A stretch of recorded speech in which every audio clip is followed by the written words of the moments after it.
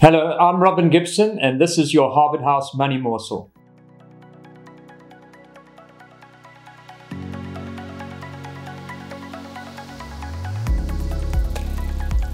Welcome back. Thank you for joining us.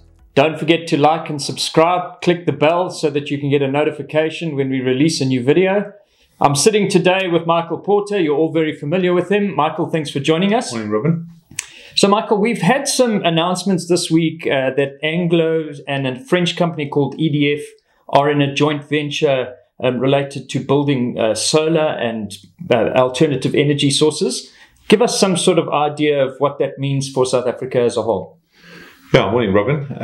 We're probably going to, the lights will probably go off halfway through this broadcast as we sit in still stage 3 load shedding, and everybody's so frustrated. We all are. I mean, it's load shedding is the bane of our lives. And I was just commenting to my kids the other day that load shedding started when my first child was born in 2008, and it's been 14 years of load shedding now, and we actually, it's worse than ever. It hasn't been sorted out, you know. Wow. But as we said in our recent presentation, the best thing for load shedding is almost a crisis point, because it's forcing governments and it's forcing the reform through that we desperately need, and there's a bit of urgency about it. If you have stage 1 or stage 2, there's almost no urgency, and everybody just gets used to it and can cope, you know. Yes. So, yeah, Anglo and EDF. EDF stands for Électricité de France. It's the Eskom equivalent of France, but they're not as bad as Eskom.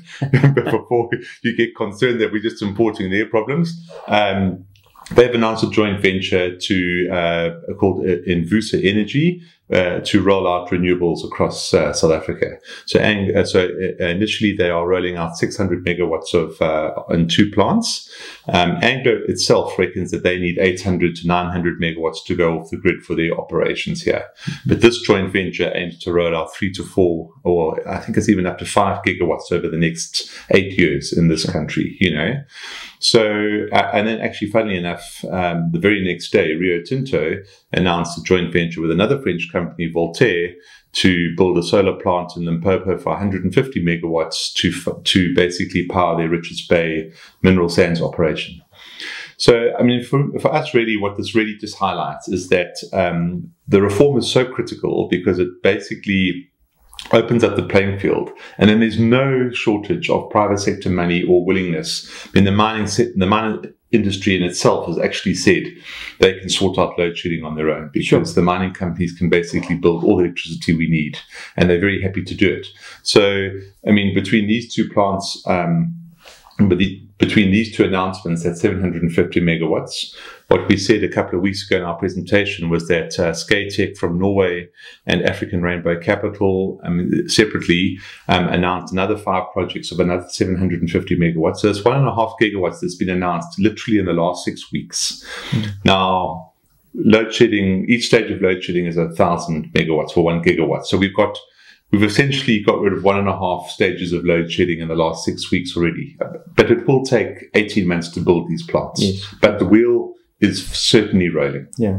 So, I mean, that's really supporting our theme of reform optimism. And Michael, exactly. You wrote an article in Intuition about Standard Bank. And obviously, all this activity feeds through into the banking sector. And so, I mean, just tell us a little bit about the inside workings of Standard Bank and what the optimism was in that article. Yeah, sure. Well, I think, Robin, I think the first thing is that quite a lot of these projects are financed by the banks in some shape, form, or size. So Anglo and EDF might be financing it slightly differently, but a lot of these projects, you basically put the project together, and then you get to financial close where you agree on all the financial terms of the bankers and the funding and whoever's doing what, and then construction actually starts. So the banks are playing a huge role in funding this infrastructure. Yes. That's on the one hand, all this big infrastructure. I don't know if there was a press announcement probably last week just saying that individuals and small businesses are scrambling to remove themselves from the grid, and banks are inundated with requests, and obviously new loans and home loans for people to finance their own solar power. I mean, we're even talking here at Harvard House about moving our building onto solar power, and we would finance that from a bank. Yeah.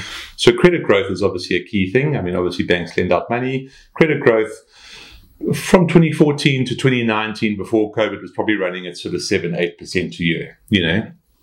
Back in the heydays of the early 2000s, we were probably running at 15-17% a year.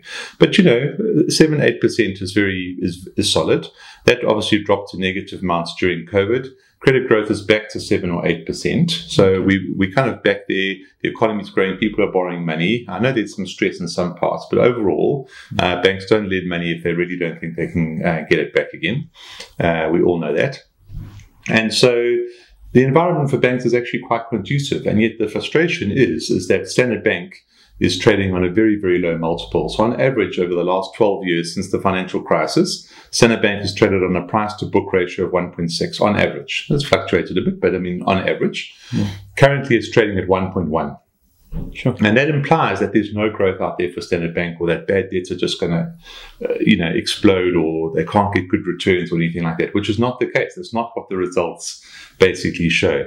And so even if Standard Bank just goes back to the average of where it was trading for the last sort of 12 years, that would imply a share price of sort of 205 Rand versus the 140 it's at the moment, And that's I suppose the power of sentiment. That's the impact of sentiment on markets. When a sentiment changes, that's the return that is available. But you've got to get sentiment changing. But so I suppose coming back right to all the beginning, as we've said so many times, we do believe that the Lego blocks are being put in place to change sentiment, but it's hard to see that when we're sitting in the dark every night. Absolutely. Yeah. Awesome. Well, if you've missed any of our articles that have been written, they are available on our website at www.hhgroup.co.za. Thanks for joining us, Michael. Thank you for your input. We'll see you next time. Goodbye.